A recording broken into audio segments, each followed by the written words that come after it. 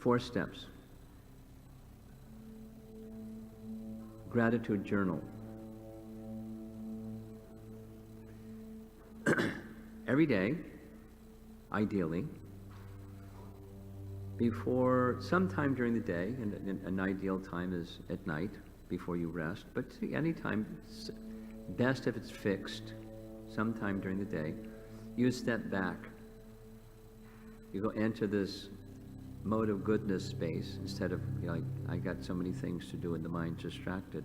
You go into a mode of goodness space and you reflect, what is it in my life that I have received that's meaningful to me? And you write it down.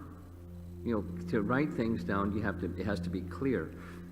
It's not just a thought, because when you write, you do a little editing as you write, so it's clear. And then in that gratitude journal exercise, then you reflect again.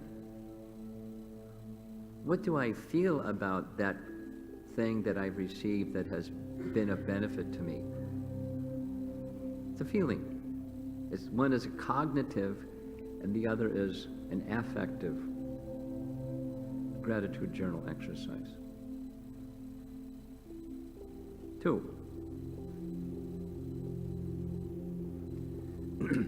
Something that you do every day. You don't have to add another something to your daily life.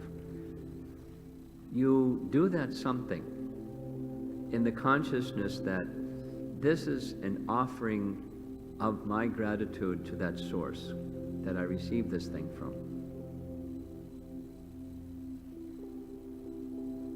You know, when you're cooking, let me make this offering as an expression of gratitude for the person that I've received this beneficial thing from. Or whatever.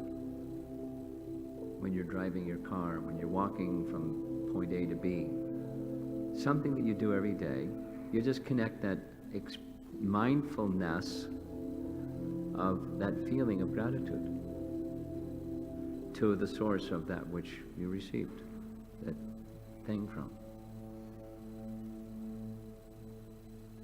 Number 3,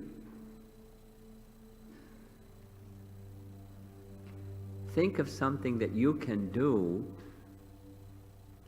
that will be an expression, an appropriate expression of that gratitude to that person.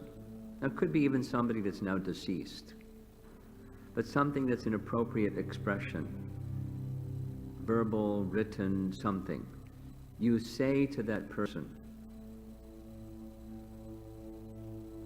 or even say about that person to another person, I feel very grateful to that person that gave this wonderful thing, this gift. Number 4 is that person who you feel some gratitude for, do something that will assist them in their mission.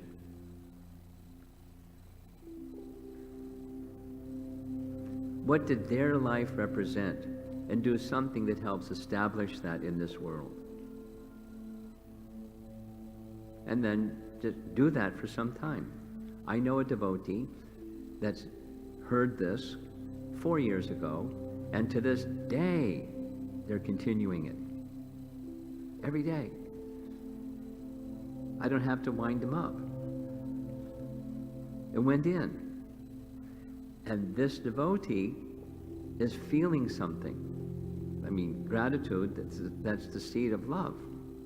And their life is blossoming, their devotional life, and their family life, and their social interactions with the devotee community, because that love for Krishna is awakening, because he's the source of everything. Whatever we're feeling grateful to for having received something, he's the source.